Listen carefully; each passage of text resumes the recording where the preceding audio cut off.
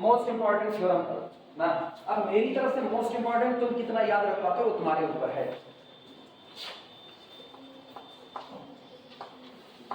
Theorem लिखना, the dual of the dual is the primal, the dual of the dual, the dual of the dual is primal, the dual of the dual is primal। अगर आपको data दिया गया, ध्यान रखना, आपको कुछ data दिया जाता है, उस डेटा को आप, ये वर्बल डेटा है, वर्बल डेटा को कन्वर्ट करते हैं मैथमेटिकल फॉर्म में, तो मुझको एक मैथमेटिकल मॉडल मिलता है, ठीक, एक मैथमेटिकल मॉडल मिला। ये मैथमेटिकल मॉडल जो तैयार होता है, इसी डेटा के आधार पर जो ये मैथमेटिकल मॉडल तैयार हुआ है, इसी से हम एक और मैथमेटिकल मॉडल को तैयार करते हैं। दोनों का सॉल्यूशन सेट क्या होता है? इक्विवेलेंट होता है, ठीक। तो ये हमारा कौन होता है? पहली प्रॉब्लम जो वर्बल डेटा से तैयार हुई, इसको हम लोग क्या कहते हैं? प्राइमल। और इसके बेस के आधार पर कुछ रूल्स को फॉलो करते हैं, जो हम दूसरा तैयार करते हैं, उसको हम क्या नाम देते आए हैं? ड्यूअल नाम देते आए हैं, हाँ या ना। अब मुझको थ्योरम ये साबित करनी है कि अगर आप ड्यूअल का भी ड्यूअल निकालोगे, मतलब अब इसको आप मैथमेटिकल मॉडल मान लो, ये आपका इनिशियल मैथमेटिकल मॉडल हो गया, और आपको इस इनिशियल मैथमेटिकल मॉडल का मतलब अगर ये इनिशियल है तो क्या हम इसको इसी वक्त प्राइमल नाम दे सकते हैं कि नहीं? मेरे लिए तो पहली बार मिला, तो जब मुझको पहली बार कोई चीज मिलती है तो वो मेरे लिए कैसी है? प्राइमरी चीजें हैं या प्राइमल है। तो ये मेरा प्राइमल डेटा हो गया। इस प्राइमल डेटा का हम क्या निकालें? ड्यूअल निकालें, तो वो कोई और नहीं, ये पुराना वाला प्राइमल आ जाएगा। इसीलिए कहा जाता है ड्यूअल का भी ड्यूअल निकालोगे। तो सुनो, यहां मैंने इसको एक्चुअल में ये ड्यूअल है, लेकिन मेरे लिए पहली बार है तो हम इसको प्राइमल कह रहे हैं। तो कुल मिलाकर अगर ड्यूअल का भी ड्यूअल निकाला जाए तो पुराना वाला डेटा वापस रीगेन हो जाता है। अगर प्राइमल आपका मैक्सिमा का है तो ड्यूअल किसका होगा? मिनिमा का। अब इस मिनिमा वाले ड्यूअल का भी ड्यूअल निकालो तो वापस आपको क्या मिल जाएगा? मैक्सिमा में प्राइमल मिल जाएगा। आई बातें समझ में? यही अपने को साबित करना है। चलो शुरुआत करते हैं।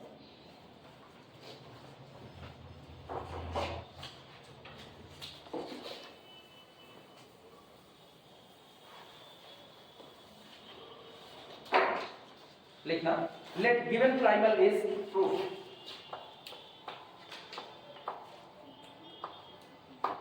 प्रूफ में लिखो, let given primal, let given primal, let given primal is. सबसे पहले हमें प्राइमल प्रॉब्लम को मानना। अब मेरे मानने के ऊपर है, हम चाहे मैक्सिमा में मान ले चाहे मिनिमा में। शुरुआत मैक्सिमा से करते हैं। Maxima is, maxima is Z x, क्योंकि जो आपकी प्राइमल प्रॉब्लम होगी उसमें वेरिएबल क्या लिया जाएगा? एक्स लिया जाएगा। तो maxima is Z x is equal to, अब सुनो ध्यान से, यहां पर हम लॉन्ग वे में इसको नहीं कर सकते, मुझको इसको मैट्रिक्स में कन्वर्ट करना पड़ेगा। और मैट्रिक्स में कन्वर्ट करने का तरीका सुनो। अब तक प्रॉब्लम हम लोग क्या लिखते थे? Maximize Z x is equal to c1 x1 plus c2 x2 plus c3 x3 plus up to so on plus cn xn। क्या ये लिखा जाता था कि नहीं? हम लोग अगर चाहें तो हम लोग इसको उधर सेकेंड ईयर में मैट्रिक्स पढ़ चुके हैं, इसको मैट्रिक्स में कैसे कन्वर्ट करेंगे? इसको लिख सकते हैं दिस इज इक्वल टू, सबसे पहले row matrix c1 c2 c3 so on cn, ये तो हो गई रो मैट्रिक्स। और बगल में लगा दो क्या? Column matrix x1 x2 x3 so on xn। जरा दोनों का मल्टीप्लाई करो, रो बाई कॉलम का multiplication, c1 x1 plus c2 x2 plus c3 x3 plus cn xn, यही मिलेगा कि नहीं? इसको अगर देखें, इसको लिख सकते हैं मैट्रिक्स C, चूंकि रो वेक्टर है तो आप वेक्टर लगा सकते हो, ठीक, सी वेक्टर। और ये आपका वेरिएबल मैट्रिक्स है, इसको हम लोग x से लिखते हैं, तो वेक्टर x लिखा जा सकता है कि नहीं? अच्छा, दूसरी बात है, ये तो हो गया जब आपके पास समझदारी बहुत ज्यादा है, कभी कभी थोड़ी सी कम पड़ जाती है। ऐसा होता है कि अगर आपने बहुत ज्यादा नहीं पढ़ा हुआ है इसको तो आप कंफ्यूज होते हो सिंबल क्या अडॉप्ट करें, तो आप एक सिंबल अडॉप्ट करो केवल, बस। ये बताओ, जैसे उसको मैंने क्या कहा, x1 x2 x3 so on xn कहा, तो उसको मैंने लिख दिया वेक्टर x। इसको भी लिख दो उसी तरीके से। ये लिखा क्या है? ये लिखा गया है c1 c2 so on cn का ट्रांसपोज। है कि नहीं? जब इसका ट्रांसपोज करोगे तो कॉलम किस में कन्वर्ट हो जाएगा? रो में। तो जहां तुमको कंफ्यूजन हो वहां तुम फिर वही कहे ना, अपनी जमीन पर खेलना सीखो। तो हम इसको लिखेंगे पूरे को, this is equal to vector C का transpose into vector x.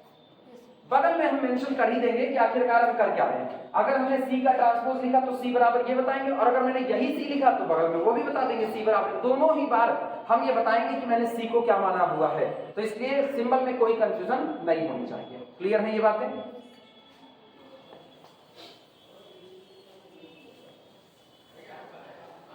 Actually है क्या ना, जब लीनियर अलजेब्रा पढ़ा जाता है तो लीनियर अलजेब्रा में दो मैट्रिक्स ये जो फॉर्म होती हैं, एक आपका होता है रो मैट्रिक्स, एक होती है कॉलम मैट्रिक्स। एक को रो वेक्टर बोलते हैं, दूसरे को कॉलम वेक्टर बोलते हैं, वो नाम के ऊपर है। आप रो मैट्रिक्स को रो वेक्टर बोलते हो, कॉलम मैट्रिक्स को कॉलम वेक्टर, तो आप दोनों के ही ऊपर वेक्टर लगा सकते हो, उसमें कोई दिक्कत नहीं है। ठीक, लिखना। तो फिलहाल हम ट्रांसपोज वाला चक्कर नहीं पाल रहे ना, हम रो मैट्रिक्स और कॉलम मैट्रिक्स, तो रो वेक्टर और कॉलम वेक्टर जान रहे हैं तो हम वेक्टर वेक्टर लगाते चल रहे हैं। Maximize ZX is equal to vector C into vector X। लिख देना, maximize ZX is equal to vector C into vector X। Corner पे अभी हम बता देंगे कि आपका वेक्टर C एक रो वेक्टर है। ठीक, subject to constant, subject to constant,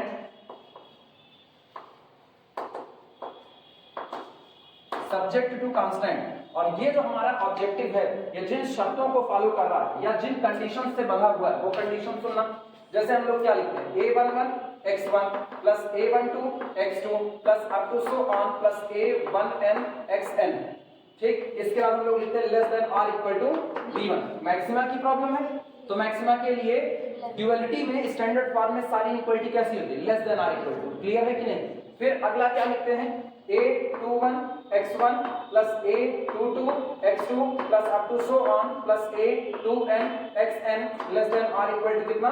b2। और इस तरीके से चलते हुए लास्ट में बनता था an1 x1 plus an2 x2 plus up to so on plus ann xn less than और इक्वल टू कितना? bn। पक्का? m या n?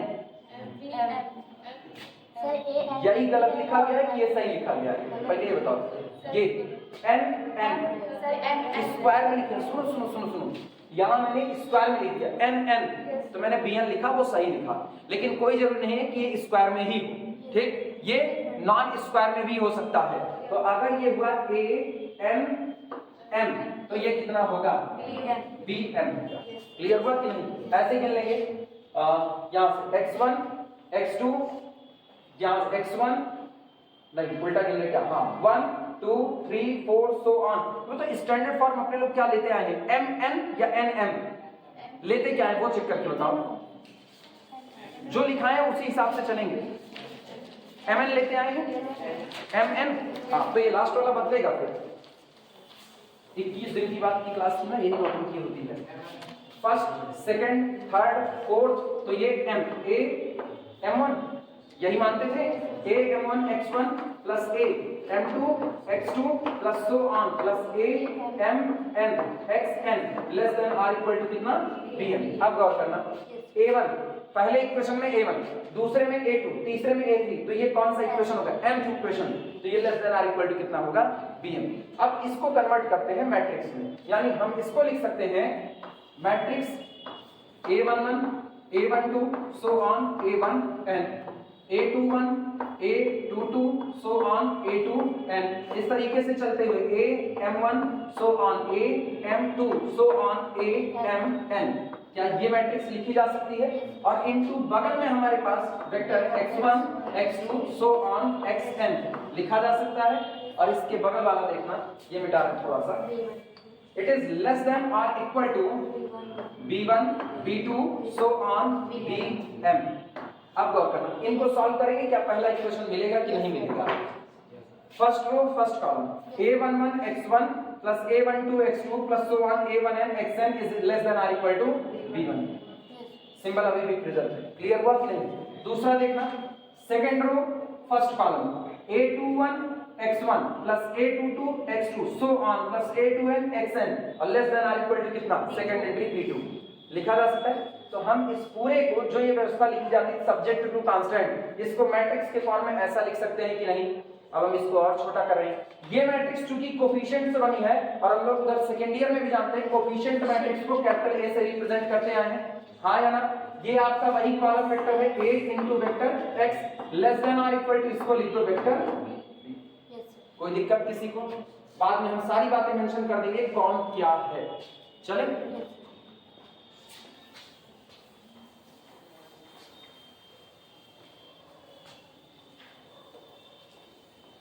Subject to constant ax, ठीक। अब एक चीज पहले ये चेक कर लो ना, अब तुम लोगों को यही चेक करना है, मेरे को याद, मेरे लिए दिक्कत नहीं है। ड्यूअलिटी में, मैक्सिमाइजेशन में आपकी इनइक्वालिटी लेस देन जाती थी या ग्रेटर देन जाती थी? पलटो वर्किंग रूल, वर्किंग रूल पलटो, पहले वर्किंग रूल पलटो, पहले वर्किंग रूल पलटो। बोलो क्या लिखा जाता था? शुरुआत क्या लिखी जाती थी? मैक्सिमाइज जेड हाँ या ना, maximize Z less than or equal to, ठीक होता था, और उसकी inequality less than or equal to में आती थी। तो चलो इससे शुरुआत किया, सारी बातें दिमाग में बैठाना, सारी बातें दिमाग में बैठाना।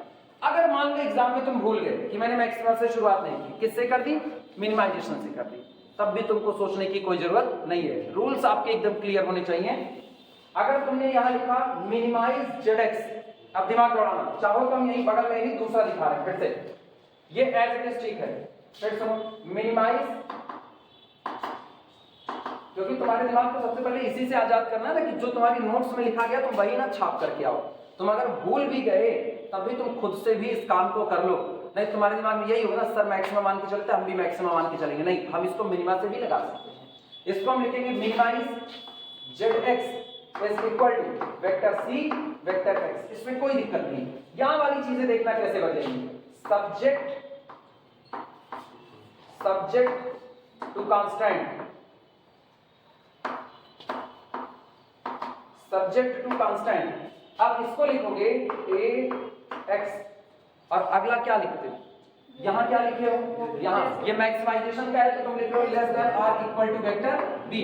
मिनिमाइजेशन में अगर तुमने प्राइमल ले लिया तो greater than or equal to vector B. दोनों साइड बाय साइड है। आई बात है समझ में? शुरुआत तुम्हारी यही होनी चाहिए। चले सॉल्व करें। अब जो मर्जी वो तुम लिख सकते हो, तुम चाहो तो तुम अपने गोल को मिनिमाइजेशन कर लो क्योंकि अभी भी कुछ बिगड़ा तो है नहीं, तुम चाहो तो अपने गोल को मैक्सिमाइजेशन में लेके चल दो। हम तुमको दोनों में करते हुए दिखा रहे हैं, ठीक है? हम साइड बाय साइड दोनों लेकर के चल रहे हैं, जिससे तुमको ये दिमाग बैठ जाए ना किसमें कौन सा क्या अंतर आ रहा है। चलो वेयर, जहां पर where capital A is, where capital A is an m cross n। अब कैपिटल ए के बारे में बता रहे हैं। कैपिटल ए आपका m बाई n का एक कोफिशिएंट मैट्रिक्स है। Where capital A is an m cross n matrix, m cross n matrix, ठीक। वेक्टर b का transpose belong to, vector b कितना था? वेक्टर b कॉलम वेक्टर था कि नहीं था? b1 b2 b3 so on bn था। अच्छा सोचो अगर आप इसका ट्रांसपोज ले लो तो इसका ट्रांसपोज आप इसको ऐसे भी तो लिख सकते हो b1 b2 so on bn, लिख सकते हो कि नहीं? क्या तुमको एक कोऑर्डिनेट के फॉर्म में नजर आ रहा है कि नहीं? इस कोऑर्डिनेट में कितनी एंट्री है?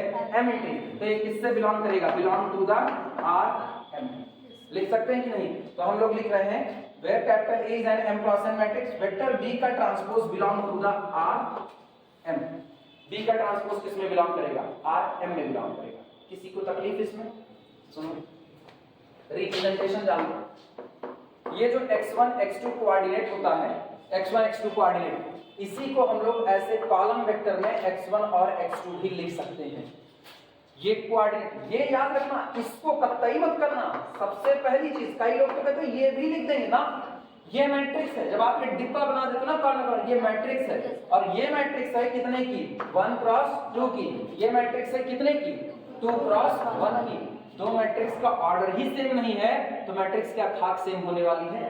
ये दोनों सेम नहीं है, लेकिन ये और ये दोनों सेम है क्योंकि ये किसी दिए गए पॉइंट का कोऑर्डिनेट रिप्रेजेंटेशन है और ये उसी पॉइंट का मैट्रिक्स रिप्रेजेंटेशन है। आई बात है समझ में? तो अगर आपको एक मान लो कॉलम वेक्टर दिया जाता है x1 x2 x3 so on xn, मान लो ये कॉलम वेक्टर दिया गया, तो ये जो आपका कॉलम वेक्टर होता है ना, जिस दिन ये स्पेस में किसी पॉइंट को रिप्रेजेंट कर रहा होगा तो वो पॉइंट आपका होगा x1 x2 so on xn। और ये बताओ ये पॉइंट किस दुनिया से आएगा? Rn से आएगा। हाँ या ना? क्लियर हुआ? तो इसका ट्रांसपोज ये निकल करके आता है। क्लियर हुआ कि नहीं? चलो शुरुआत करते हैं।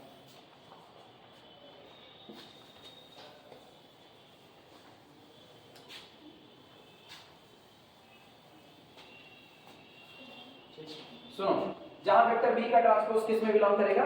Rm में बिलोंग करेगा। इतनी बातें क्लियर है? अब सुना, इसके बाद देखना, अब वेक्टर सी के बारे में चर्चा कर लो। ये बताओ वेक्टर सी में कितने लोग हैं? वेक्टर सी में n लोग हैं, तो वो किसका मेंबर होगा?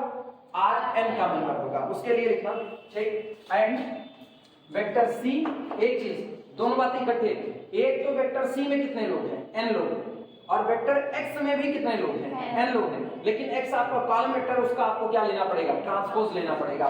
तो वेक्टर c और कॉमा वेक्टर x का transpose all belong to the Rn। Clear हुआ कि नहीं? नोट करो।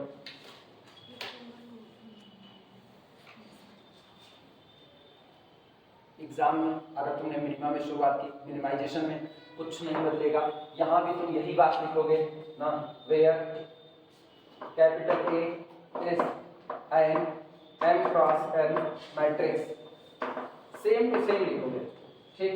जहां पर वेक्टर b का ट्रांसपोज किसका मेंबर होगा? Rm का मेंबर होगा, एंड वेक्टर c का वेक्टर x का ट्रांसपोज ये किसका मेंबर होगा? Rn का मेंबर होगा, ठीक। सेम टू सेम, दोनों में अंतर पता चल रहा है। वो प्रॉब्लम किसकी? प्राइमल। वो प्राइमल किसका? मैक्सिमाइजेशन। उसमें इनइक्वालिटी कैसी? Greater than or equal to. अगर आपने प्राइमल हाँ sorry less than or equal to, ठीक, less than or equal to. ये प्राइमल किसका? मिनिमाइजेशन। इसमें इनइक्वालिटी कैसी? Greater than or equal to. दोनों में पहला फर्क पता चला, बाकी कुछ अंतर नहीं, बाकी सब कुछ सेम टू सेम है। क्लियर हुआ? अब हम इसका क्या तैयार करेंगे? ड्यूअल तैयार करेंगे। लेकिन जैसे आप इसका ड्यूअल तैयार करने जाओगे, इसका ड्यूअल तैयार करने में आपको वेरिएबल बदलना पड़ेगा। उसमें वेरिएबल x है तो ड्यूअल में वेरिएबल y होगा, ठीक। अगली बात लिखना, ये सबका हो गया है। कंबाइंड में कुछ नाम देना चाहते हो तो कंबाइंड में इक्वेशन नंबर 1 नाम दे दो पूरे को। ये पूरा 1 जो पूरा प्राइमल आपने तैयार किया ना, इस पूरे को नाम दे दो इक्वेशन नंबर, पूरे प्राइमल को।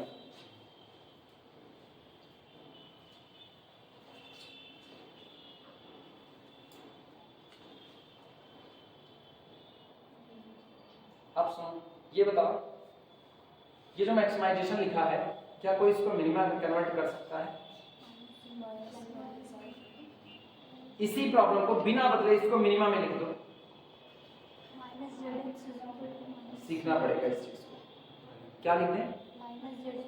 माइनस जेड एक्स लिख दें। याद करो सिंप्लेक्स में हम लोग ये काम किए हैं, जब प्रॉब्लम मिनिमा की होती थी और उसको हम मैक्सिमम में लिख सकते थे, ठीक। बी कैन राइट लिखना, बी कैन राइट, लैंग्वेज बोल रहे लैंग्वेज लिखो।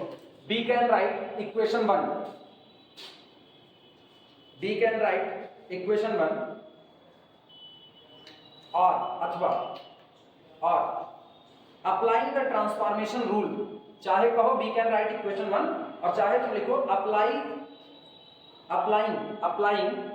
The transformation rule, applying the transformation rules,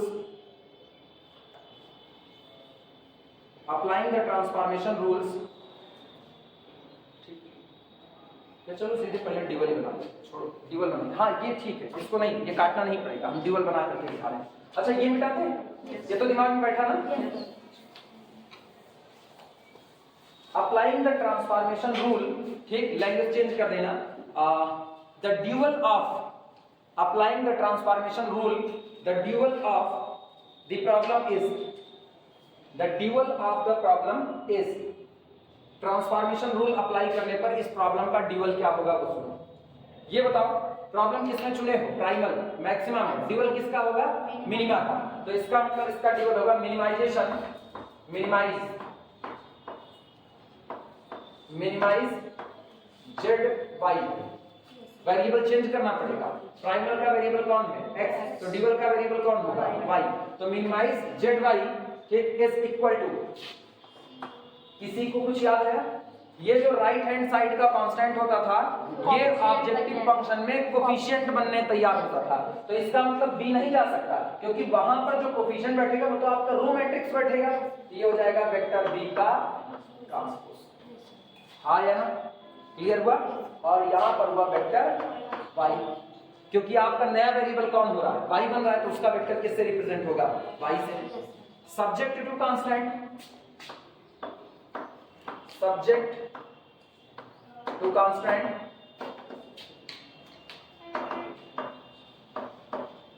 subject to constant, घबराना मत, बिल्कुल एकदम इत्मीनान से समझो। मोस्ट इंपॉर्टेंट थ्योरम में एग्जाम में इतनी बार पूछी गई है कि सबसे फेमस है, अपने बदनाम है इस बारे के लिए कि ड्यूअल का ड्यूअल प्राइमल होता है, आप इस बात को साबित कीजिए। तो एक बार समझ गए ना, तो मान के चलो 6 नंबर तो तुम्हारे हाथ, ये फ्री फंड का नंबर है क्योंकि इससे आसान थ्योरम और नहीं बन सकती है, सबसे आसान थ्योरम है। अब ये बताना, गोल मैक्सिमाइजेशन का था तो अब नए में क्या हो गया, मिनिमाइजेशन। सब्जेक्ट टू कांस्टेंट की बारी फिर लिख रहे हैं, ये है ax less than r equal to vector v।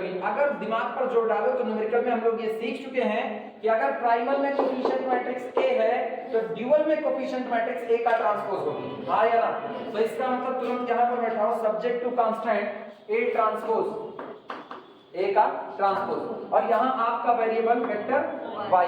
ये इनइक्वालिटी कौन सी है, less than r equal to, तो ड्यूअल में कौन सी होगी, greater than r equal to. अगली बात सुनना, c का ट्रांसपोज, क्लियर हुआ, क्योंकि यहां c कैसा था, c1 c2 c3 so on cn row vector था, लेकिन यहां उसको क्या बनना पड़ेगा, कॉलम वेक्टर, तो ट्रांसपोज मार दिया, रो चेंज हो गई किसमें, कॉलम में। सब्जेक्ट टू कांस्टेंट दिस,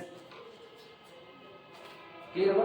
ये एक चीज ना हम भी भूल गए, तुम भी भूल गए, दोनों लोग भूल गए ना, नॉन नेगेटिविटी रिस्ट्रिक्शंस ना, यही आगे जोड़ देना vector x greater than r equal to 0 vector, और यहां जोड़ देना where vector y greater than r equal to 0 vector, non negativity restrictions जोड़ देना वहां पर।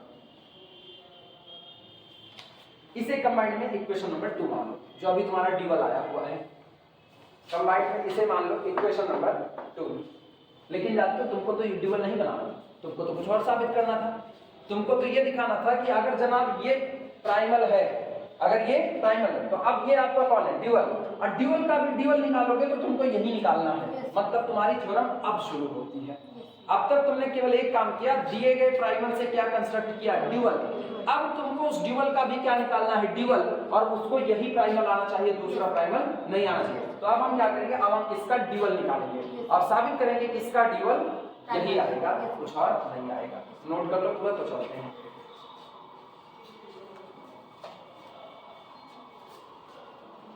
चलो इस ड्यूअल प्रॉब्लम को बदलते हैं, इस ड्यूअल प्रॉब्लम को चेंज करते हैं, किसमें, मैक्सिमा।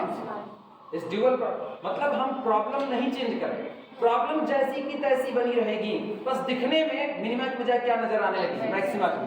अभी ये मत समझना कि अब हम ड्यूअल बनाने जा रहे हैं, ड्यूअल का ड्यूअल बाद में बनाएंगे, लेकिन पहले ड्यूअल को रंग रोगन करके एक नए सिरे से लिख देंगे कि ये ड्यूअल जो कि मिनिमम में नजर आ रहा है वो किसमें नजर आना चालू हो जाए, मैक्सिमम में। लिखना, the dual problem can also, the dual problem, the dual problem can also be written as, can also be written as. ये ड्यूअल प्रॉब्लम इस तरीके से भी लिखी जा सकती है, ये जो मिनिमाइजेशन है इसको कन्वर्ट कर दो कितना, मैक्सिमाइजेशन, मैक्सिमाइज जो जेड वाई है, इस जेड वाई की जगह पर तुम लिख दो जेड वाई स्टार। बाद में बता देंगे, Z Y star nothing, it is minus Z Y. Clear हुआ कि नहीं, Z Y star is equal to, अच्छा अपने दिमाग में रखना, जब तुमने पूरी प्रॉब्लम में यहां पर जो मिनिमा था माइनस से मल्टीप्लाई करके क्या नजर आने लगा, प्लस, तो भैया जब पूरे में माइनस से मल्टीप्लाई करोगे तो ये तो वेरिएबल है, वेरिएबल पे तो आप माइनस का मल्टीप्लाई करोगे नहीं, वो आप किस पे करोगे, बी पर करोगे, तब आप उस पे बी पे कोफिशिएंट पे करोगे, और जैसे कोफिशिएंट पर करोगे तो ये कितना हो जाएगा, माइनस वेक्टर बी का ट्रांसपोज और बाहर वेक्टर वाई। सही या गलत?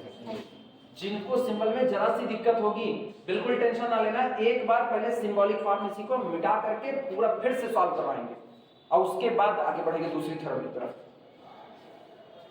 हम अपनी तरफ से बेईमान नहीं हो सकते ना, दो में से एक तो सब ईमानदार रहना चाहिए, तो हमको रहना पड़ेगा। तुम हो गए हो, हम क्या कर सकते हैं, हम तुमको नहीं बदल सकते। काश हम लोग ना चिट्ठी की तरह रोबोट होते, हम तुम्हारा सॉफ्टवेयर बदल देते, लेकिन वो नहीं। 2.0 ऐसा नहीं तुम लोग मूवी नहीं देखते हो, हो ही नहीं सकता ना। 28 दिन की गैपिंग में मूवी तो देखे ही होगे काफी। एक भी नहीं देखे, झूठ ना बोलो अच्छी, हम पता है। अच्छा ये बताओ अक्षय कुमार कौन है? बताओ सर 21 दिन में नहीं देखे, बाकी पहले तो देखे ही है। मतलब ये पता है अक्षय कुमार कौन है ना? नहीं, अभी हम ये भी पूछ सकते हैं ना शाहरुख खान कौन है, सलमान खान कौन है, लेकिन ऑनलाइन पढ़ा रहे हैं, पता चलेगा मेरे लेक्चर का बैकआउट चल जाएगा। तो इसलिए नहीं लिखना। सब्जेक्ट टू कांस्टेंट, माहौल इस समय गर्म चल रहा है। सब्जेक्ट टू कांस्टेंट,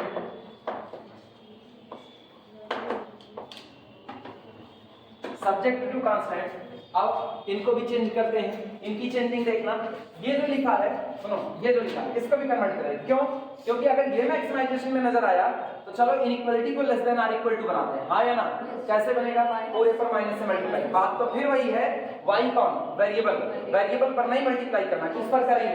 कांस्टेंट जहां पर नजर आए, कोफिशिएंट्स पर। तो पूरे पर माइनस से मल्टीप्लाई करोगे, कितना होगा? माइनस a का ट्रांसपोज वेक्टर y, और ये हो गया less than or equal to minus vector c का ट्रांसपोज, हाँ या ना?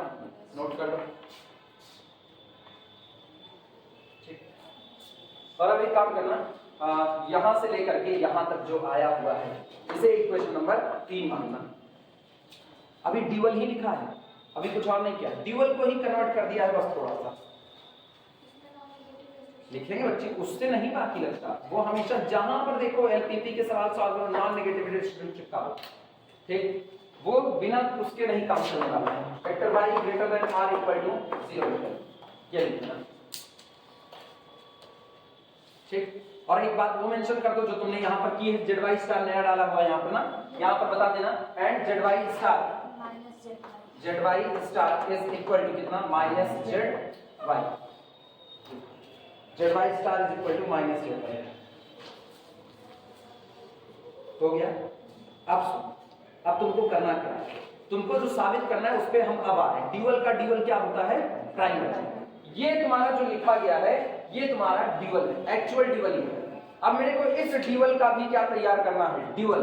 उसको क्या साबित करना है? तो कुछ और नहीं हो, यही प्राइमल। हम प्राइमल नहीं मिटा रहे, ये एज इट इज पड़ा रहेगा, हम जो मिटाएंगे यहीं पर मिटाएंगे। अब ये बताना, अगर तुम इसको मान रहे हो ये ड्यूअल है तुम्हारा, लेकिन जब ये मेरा ड्यूअल है और मुझको इसका ड्यूअल तैयार करना है तो मेरे लिए यही प्राइमल हो गया कि नहीं हो गया? और वो किस में नजर आ रहा है? तो इसका मतलब इसका ड्यूअल किस में नजर आएगा? मिनिमाइजेशन में नजर आएगा। होगा इसकी गारंटी नहीं है, क्योंकि जो नजर आता है वही हो ऐसा नहीं है ना। मृग मारीचिका भी कुछ होती है ना, रेगिस्तान में दौड़ रहे हो, पानी नजर आएगा, वो पानी है, इसमें धोखा है। तो ये आपका कौन है? Maximise z Y star. और वो धोखा कौन दे रहा है आपको?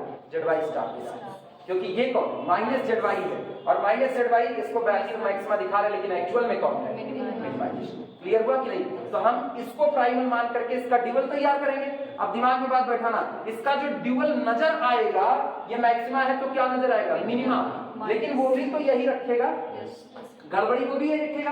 और जैसे आप माइनस का मल्टीप्लाई करोगे तुरंत क्या नजर आएगा? मैक्सिमा। क्या वो आपको आपका पुराना वाला प्राइमल मिल जाएगा कि नहीं मिल जाएगा? चलो शुरुआत करते हैं। लिखना लैंग्वेज। इफ बी कंसीडर, जिनको हाथ पाँच हो रहा हो ना, हाथ पाँच मत करना, बस जो जैसा चल रहा है अभी ये समझो, मिटा करके वापस समझाएंगे। If we consider this problem 3 LP problem, if we consider this LP problem 3, तीसरा वाला, if we consider this LP problem 3 as primal, अगर हम इसको प्राइमल के तौर पर कंसीडर करते हैं as primal, then it's a dual. If we consider this problem 3 as primal, then it's a dual can be constructed, बनाया जा सकता है, it's dual can be constructed, it's dual can be constructed, बनाया जा सकता है बाय कंसीडरिंग, बाय कंसीडरिंग, क्या consider करना है? अब तुम इसको प्राइमल के तौर पर ले लो। ये बताओ, अपने दिमाग सोचो, प्राइमल में वेरिएबल क्या माने हो? y, तो ड्यूअल के लिए भी तो वेरिएबल मानना पड़ेगा, तो ड्यूअल का वेरिएबल क्या मान ले? x मान ले। ये इसलिए नहीं मान रहे कि वहां पर x है ना, दुनिया में मैंने दो ही वेरिएबल देखे और मैंने वेरिएबल देखा ही नहीं। जब एक जगह से दूसरी जगह जाना हो, दूसरी जगह से एक जगह पर आना हो, तो बस दो ही जगह की तो अदला बदली है। अगर तीन जगह का बदलाव एक ही बार में होता, तो एक से दूसरे पर जाना है, दूसरे से तीसरे पर जाना है, तो हम कहते हैं भैया आपका वेरिएबल x, आपका वेरिएबल y, आपका वेरिएबल z। लेकिन एक बार में केवल कितनी जगह जाना है? दो। यहां से वहां, वहां से यहां, तो आपको दो ही वेरिएबल से काम चल जाएगा, एक वेरिएबल x और एक वेरिएबल y। तो मेरा काम आसान है, अगर इसका वेरिएबल y है तो इसके ड्यूअल का वेरिएबल क्या मान सकते हैं? x मान सकते हैं। लैंग्वेज मेरे को बता दो क्या लिखें। If we consider this problem 3 as primal, then we can construct its dual can be constructed by considering vector x, by considering vector x as the dual variable, by considering vector x as the dual variable। अब vector x को dual variable मानते हुए हम इसके लिए dual को तैयार कर सकते हैं। चलो इसका ड्यूअल तैयार करते हैं। ये अभी भी लिखा हुआ है, इसको मैंने नहीं मिटाया, यही आपका एक्चुअल प्राइमल था।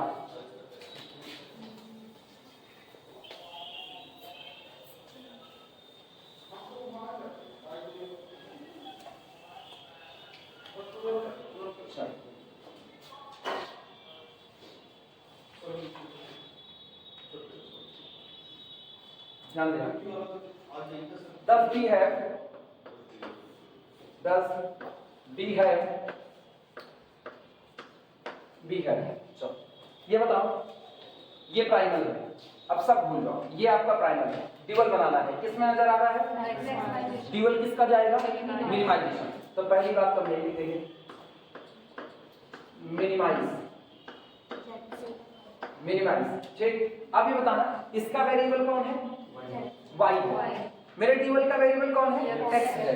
तो ये तो नहीं बदलने वाला, क्योंकि आपका ऑब्जेक्टिव फंक्शन का z तो सेम टू सेम रहता है। तो minimise zx star is equal to, किसी को कोई तकलीफ नहीं। अब ये बताना इसका राइट हैंड साइड कौन है? -c का ट्रांसपोज। इसका जो राइट हैंड साइड का कांस्टेंट है वो इधर कोफिशिएंट बन जाएगा कि नहीं? लेकिन ट्रांसपोज लेना पड़ेगा। हाँ, ये कौन है? Column vector. यहां किसमें आएगा? रो वेक्टर में, तो होगा माइनस वेक्टर c के ट्रांसपोज का ट्रांसपोज। अब दुनिया जानती उल्टे का उल्टा सीधा। एक आदमी को मैंने उल्टा टांग दिया, मतलब मान लो मेरे अंदर ज्यादा ताकत आ गई, पिटने का डर खत्म, हमने उसको उल्टा टांग दिया, ठीक। अब मेरे लिए उल्टा हो गया, तुम आए, तुमको वो आदमी जैसा मिला वही तुम्हारे लिए सीधा है, जैसा भी मिला, ठीक, वो तुम्हारे लिए सीधा। तुमने कहा हम इसको उल्टा कर देंगे, तुम उसको फिर उल्टा कर दिए, तो वो क्या हो गया? तो उल्टे का उल्टा सीधा, ट्रांसपोज का ट्रांसपोज वापस matrix itself, minus vector c के ट्रांसपोज का transpose vector c itself with minus sign, उसमें कोई गड़बड़ी नहीं। अच्छा, इसका वेरिएबल कौन था? y, तो इसका वेरिएबल वेक्टर x, हाँ या ना? Subject to constant, subject to constant, subject to constant. ये बताना, फिर वही बात हो रही है। अब ये आपका प्राइमल है, प्राइमल की कोफिशिएंट मैट्रिक्स क्या दिख रही है? -a का ट्रांसपोज। प्राइमल की कोफिशिएंट मैट्रिक्स ड्यूअल में जाकर के ट्रांसपोज हो जाती है, हाँ या ना? तो ये होगा -a के ट्रांसपोज का ट्रांसपोज, और आपका primal variable x, sorry dual variable x, ठीक। और ये इक्वलिटी कैसी? लेस देन, तो यहाँ कैसी? ग्रेटर देन और इक्वल टू। और ये कौन है? -c का ट्रांसपोज, ये तो उधर कोफिशिएंट बन गया, यहाँ बोलो इसका यहाँ पर क्या होगा? ट्रांसपोज, तो माइनस वेक्टर b के ट्रांसपोज का ट्रांसपोज, हाँ या ना? लेकिन अब हम इसको सुधार दें, कैसे सुधारेंगे वो सुनना। ये सब खत्म, यहाँ आगे एक बात बता देते हैं, वेयर जहां पर वेक्टर x ग्रेटर देन और equal to 0 vector, that is अर्थात आओ बदलते हैं, ये कौन है ZX स्टार, तो यहाँ पर ZX star is equal to कौन है माइनस ZX, है कि नहीं, पूरे पर माइनस का मल्टीप्लाई कर दो। जब माइनस का मल्टीप्लाई करोगे तो बताओ माइनस का मल्टीप्लाई करते मिनिमम किसमें कन्वर्ट, मैक्सिमाइज, मैक्सिमाइज। अब ये होगा प्रॉपर वे में ZX is equal to C के ट्रांसपोज का transpose vector C itself, vector C itself, और माइनस से मल्टीप्लाई किया तो माइनस माइनस प्लस, इधर कौन आया वेक्टर X, ठीक, सब्जेक्ट टू कांस्टेंट STC, इन पर आप माइनस का मल्टीप्लाई यहां भी करो तो माइनस माइनस प्लस, और ट्रांसपोज का transpose A itself into vector X, और ये कौन less than or equal to vector B, क्योंकि ट्रांसपोज का ट्रांसपोज इटसेल्फ। ये बताओ क्या ये चीज और ये चीज सेम है कि अलग है, सेम है। मैंने ड्यूअल का ड्यूअल निकाला तो क्या मुझको वापस प्राइमल मिल गया कि नहीं, इसीलिए कहा जाता है ड्यूअल का ड्यूअल क्या होता है, प्राइमल होता है। आगे यहाँ पर लिख देना where capital X is greater than or equal to 0 vector, ठीक, it is our primal problem, it is our primal problem. या तुम लोग ये लिख लो तो मैं लाइक बस चेंज कर देता हूं,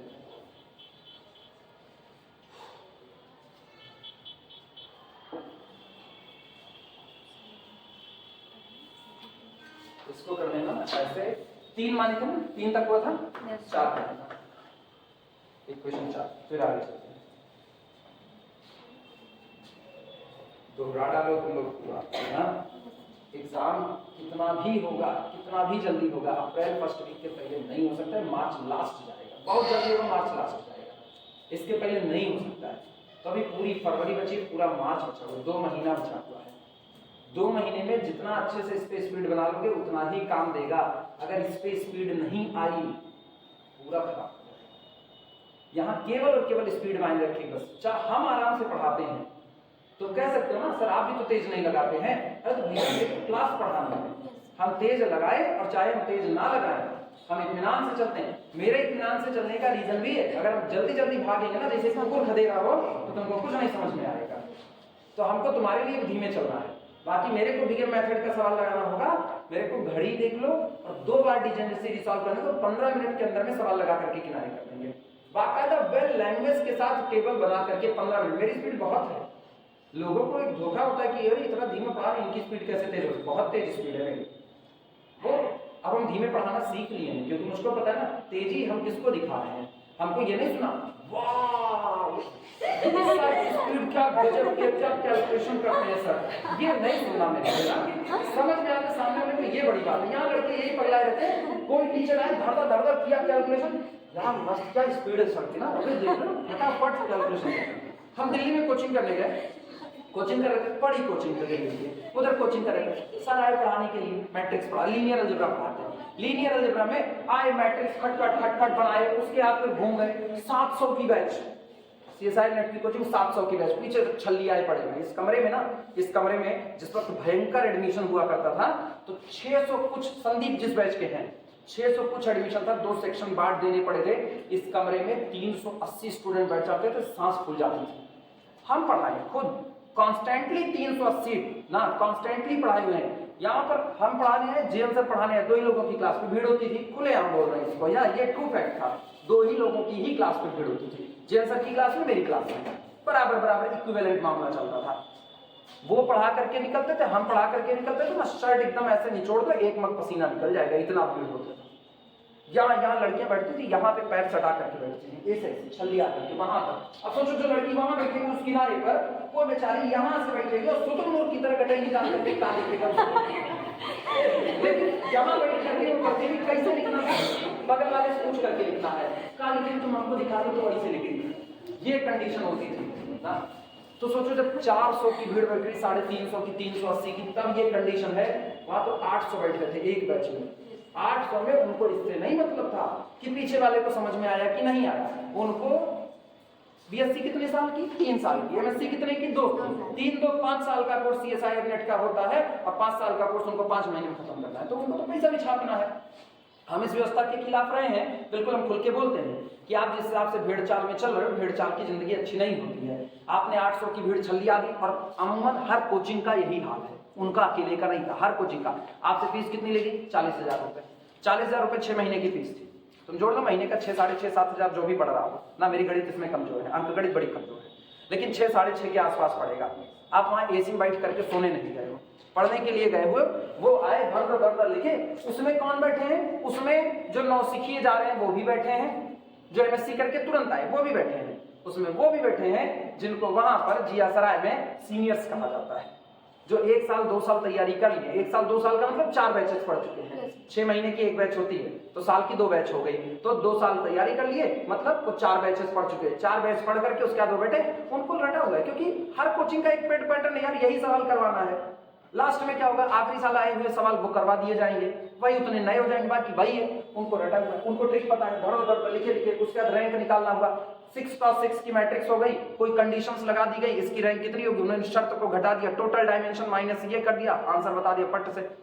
जो बेचारा पहली बार एमएससी करके आया वो देख रहा है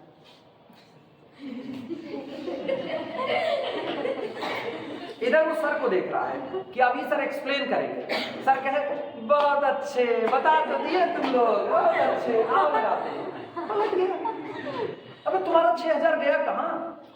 तुम भी तो 6000 दे करके आए हो, पूछने का मौका तुमको नहीं दिया, सिखा दिया गया। तब वो होती है भेड़ चाल ना।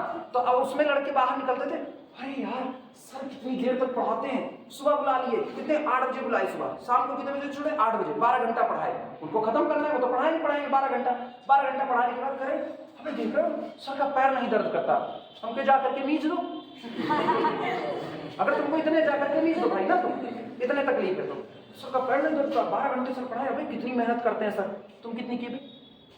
हम उनसे ही पूछे तुम कितनी की? तुम हमको बता रहे हो, हम ऑलरेडी पढ़ा करके गए थे। तो मेरे अंदर एक एटीट्यूड तो ये आ ही गया था कि पढ़ाते वक्त ना आपको थकान उकान नहीं लगती है।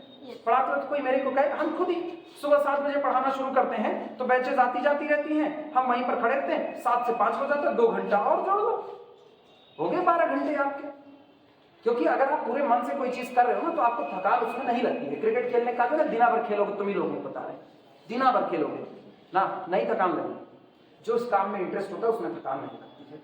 मेरे को बुरा खाली एक बात वहां पर लगता था, आप हमको 800 की भीड़ का हिस्सा बना दिए, हमसे आपने घूम करके एक बार नहीं पूछा बेटा समझ आया कि नहीं आया। बेटे की जरूरत है, समझेगा ससुरा, चाहे नहीं समझेगा जाएगा भाग में जाएगा। तुमको तो 40,000 मिल ही गया ना, वो 40,000 टुकड़े में थोड़ी ना लिया।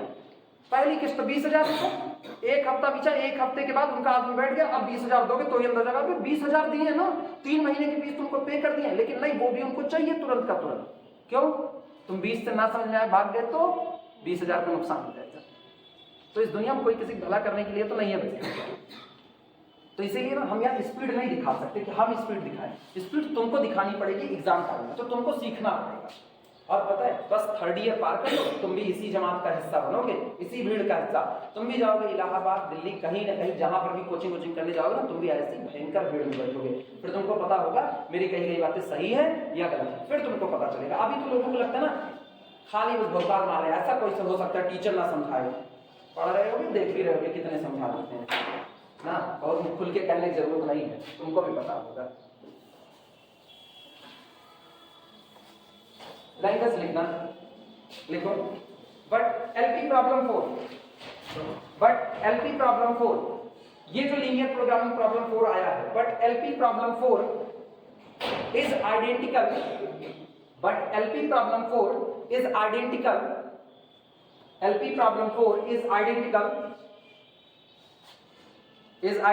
to the given primal problem,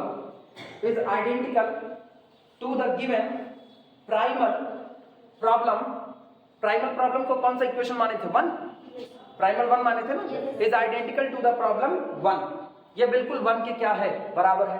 और जबकि ये था क्या, ये ड्यूअल का ड्यूअल था, सो इसलिए लास्ट लाइन लिखना, so dual of dual is primal, अब जिनको जरा सी भी हौच पौच में दिक्कत हुई है वो लोग मेरे साथ में, अब धीमे धीमे तुमको ये चीजें सीखनी पड़ेगी, तुम इस थ्योरम को कैसे साबित करोगे, ध्यान देना इधर बात है। अब बोलो तुम लोग बताओ प्राइमल किस में चुने, कॉपी छोड़ दो, प्राइमल किस में चुने, मैक्सिमा चुने या मिनिमा, जो कहोगे वो चुनेंगे। मिनिमा लो, minimise z, minimise Z x, minimise Z x is equal to, बोलो क्या लिखें, बोलो vector c into vector x लिखा जा सकता है, जहां पर वेयर वेक्टर सी हमारा कौन होगा, C1 C2 so on Cn, और वेक्टर हाँ क्या हुआ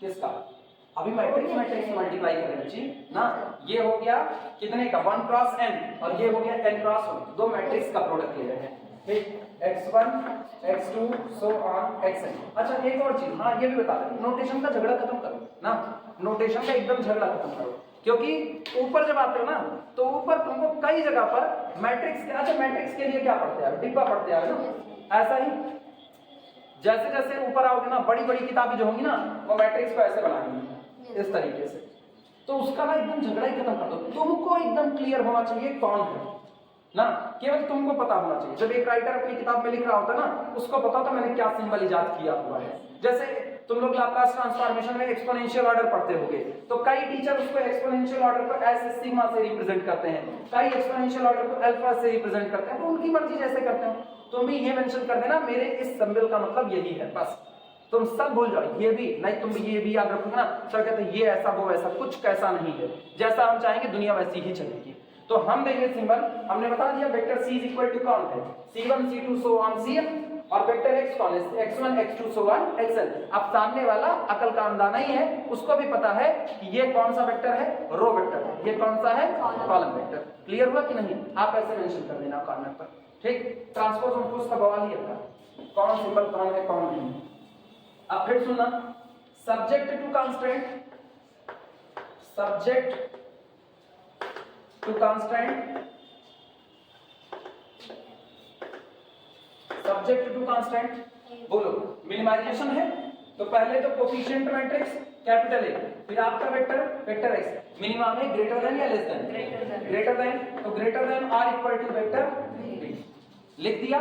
आगे आप चाहे तो बता देना, capital A is of m cross n, capital A is of m cross n, बाद में लिखेंगे मैट्रिक्स इकट्ठे, और वेक्टर x इज ऑफ कितने का, n क्रॉस 1, और इसके बाद वेक्टर b इज ऑफ कितने का, m cross 1 matrix.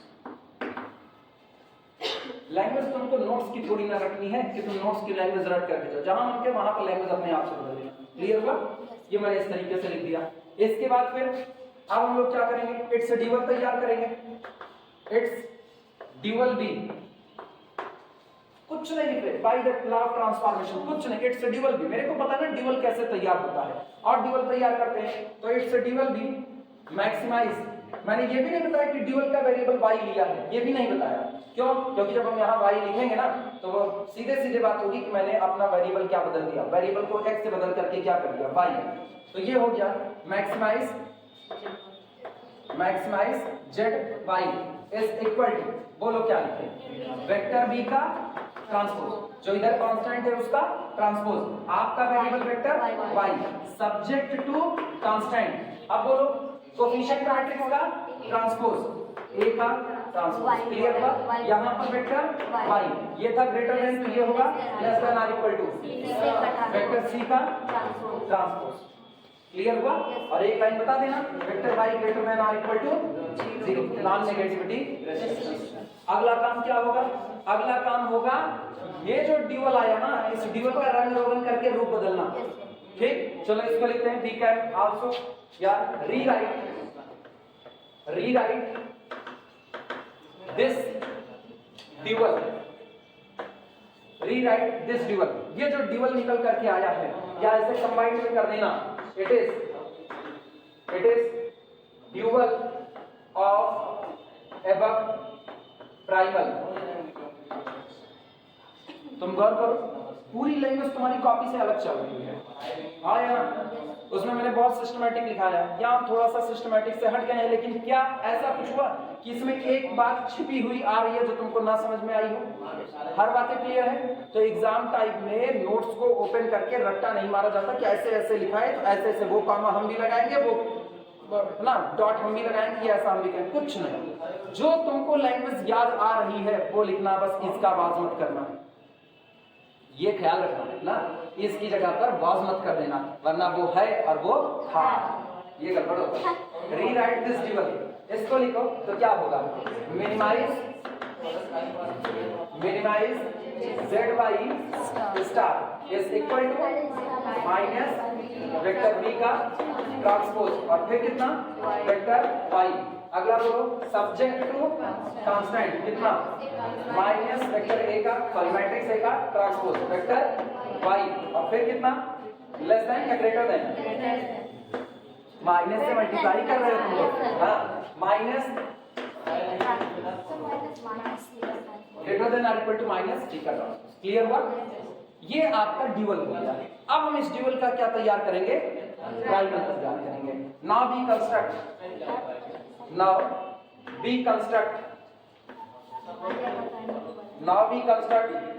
Dual of this. अब हम इसका, अच्छा ऐसे लिख देना, ये कौन है? ड्यूअल ही है, ये कोई और नहीं है, ये एक्चुअल में वही ड्यूअल है जिसका मुझको ड्यूअल तैयार करना है। तो ये मेरा ड्यूअल है। Now we construct dual of this. अब इसका ड्यूअल तैयार बोलो, ये मिनिमाइजेशन है तो dual maximisation of z x star is equal to कितना? ड्यूअल तैयार कर रहे हैं ना, माइनस वेक्टर सी का ट्रांसपोज का ट्रांसपोज और इधर कौन? Vector x STC subject to constant, बोलो माइनस ए के ट्रांसपोज का ट्रांसपोज, क्योंकि इसकी कोफिशिएंट मैट्रिक्स यहाँ ट्रांसपोज होकर के आएगी। इसके बाद वेक्टर एक्स ये equality less than or equal to, यहाँ कौन बैठेगा? माइनस वेक्टर बी के ट्रांसपोज का ट्रांसपोज बैठेगा। क्लियर हुआ? अब तुमको अगला काम क्या करना है? वापस माइनस से मल्टीप्लाई कर लो, माइनस से मल्टीप्लाई करोगे तो दिस इंप्लाइज दैट कितना देगा? Minimise Z x is equal to vector c और फिर कितना? Vector x subject to constant, बोलो माइनस से मल्टीप्लाई करो तो ए वेक्टर एक्स और यहाँ ग्रेटर देन और इक्वल टू वेक्टर बी। यार ये और जहां से चले थे ये दोनों सेम टू सेम है कि नहीं? हो गया। ड्यूअल का ड्यूअल क्या निकला? कुछ दिमाग में घुसा? 2-4%। चलिए अगला सवाल क्या? सवाल क्या? अगली थ्योरम करते हैं।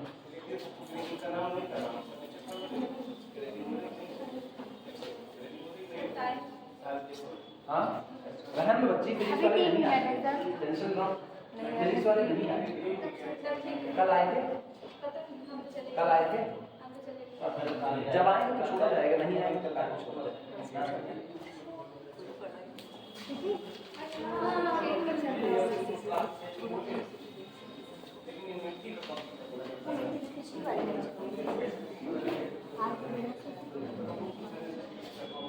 अगली थ्योरम नोट करना।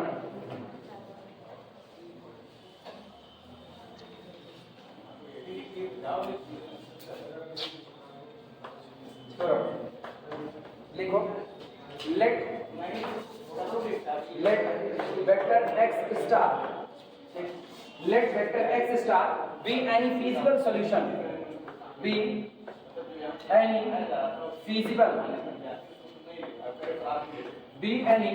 feasible solution, let vector x star be any feasible solution to the primal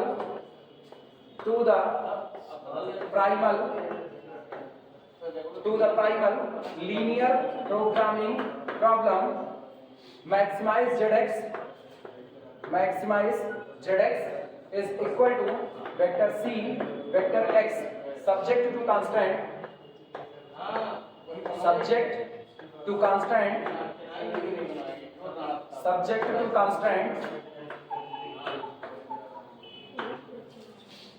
a x, चूंकि मैक्सिमाइजेशन है तो less than or equal to A vector x less than or equal to vector b, और जहां पर vector x greater than or equal to 0।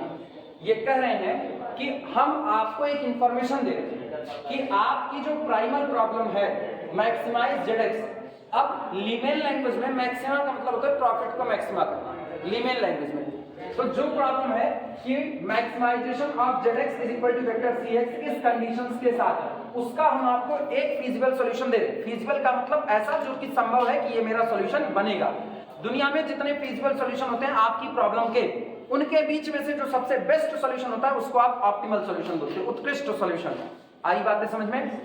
जो feasible ही नहीं है, जो संभव ही नहीं है, जैसे हम कहें मेरे को एक सामान बनाना है और हम तुमसे कह रहे हैं कि मैंने वो सामान -8 यूनिट की मात्रा में बनाया है, क्या हम सही कह रहे हैं? -8 यूनिट की मात्रा में बनाया है। सब जानते हैं या तो सामान बनता है और या तो सामान नहीं बनता, तो कम से कम -8 यूनिट का आंसर तो फीजिबल नहीं हो सकता, हाँ या ना? लेकिन मैंने कहा मैंने सामान बनाया ही नहीं, क्या फीजिबल है कि नहीं है? फीजिबल है, बेस्ट हो सकता है। अगर दो कंपटीटर हैं, दोनों वही काम कर रहे हैं और एक ही प्रॉब्लम को सॉल्व करना है, एक प्रॉब्लम मैंने इस क्लास में बांट दी कि चलो इस प्रॉब्लम को सॉल्व करो। इस प्रॉब्लम को सॉल्व करने में पता चला 4-5 लोगों ने इस प्रॉब्लम को सॉल्व कर लिया, बाकियों ने सॉल्व नहीं किया, तो कोई ऐसा तो नहीं होगा ना जो कहे सर प्रॉब्लम दिया, हम प्रॉब्लम से भी एक और प्रॉब्लम बना लेंगे। नेगेटिविटी में जाना इसको बोलते हैं। एक प्रॉब्लम दी गई सॉल्व करने के लिए, आपने प्रॉब्लम को सॉल्व करने की बजाय उस प्रॉब्लम से प्रॉब्लम को क्रिएट कर दिया, तो ये तो सॉल्यूशन नहीं हो सकता।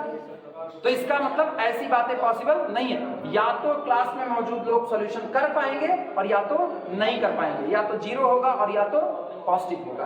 क्लियर हुआ? अब जितने लोगों ने सॉल्व किया उनमें से देखा जाएगा किसका सॉल्यूशन बेस्ट है। तो फीजिबल तो सबका था, लेकिन बेस्ट तो किसी 1-2 का ही होगा, या हो सकता है सबका बेस्ट हो, ये भी पॉसिबल है। मल्टीपल सॉल्यूशन आपके पास हो सकते हैं। तो अब ये कह रहे हैं कि आपको जो ये ऑब्जेक्टिव दिया गया, जो आपको ये प्रॉब्लम दी गई, इस प्रॉब्लम का एक सॉल्यूशन हम आपको दे रहे हैं, वो फीजिबल सॉल्यूशन कौन है? X star. मतलब आप एक्स स्टार इसमें रखोगे तो ये पूरी तरह से सेटिस्फाई होता है। आगे लिखना लाइन चेंज करके, and y star vector y star be any feasible solution, be any feasible solution, y star be any feasible solution to the dual LPP, dual linear programming problem, minimize zy is equal to, ये होगा vector b का transpose vector y subject to constant vector a transpose, चूंकि यहां पर matrix कौन है? a, तो dual में क्या हो जाएगी? a ट्रांसपोज वेक्टर y, और ये कौन है? Less than or equal to, यहां पर ग्रेटर देन और इक्वल टू कितना? वेक्टर c का ट्रांसपोज, ठीक। और जहां पर vector y greater than or equal to कितना है? 0 ऑफ the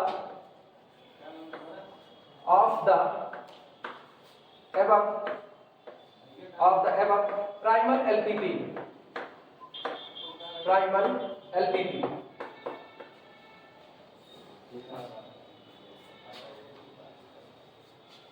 दो बातें दी गई, एक इन्होंने प्राइमल दिया, एक इन्होंने ड्यूअल दिया। ये प्राइमल का भी फीजिबल सॉल्यूशन दे रहे हैं, ड्यूअल का भी दे रहे हैं। ये कह रहे हैं जो आपकी प्राइमल की प्रॉब्लम है उसका फीजिबल सॉल्यूशन हम आपको एक्स स्टार बता रहे हैं, जो आपकी ड्यूअल की प्रॉब्लम है उसका हम आपको फीजिबल सॉल्यूशन वाई स्टार बता रहे हैं। आपको साबित क्या करना है? साबित ये करना है, वो लिखना प्रूव दैट, then prove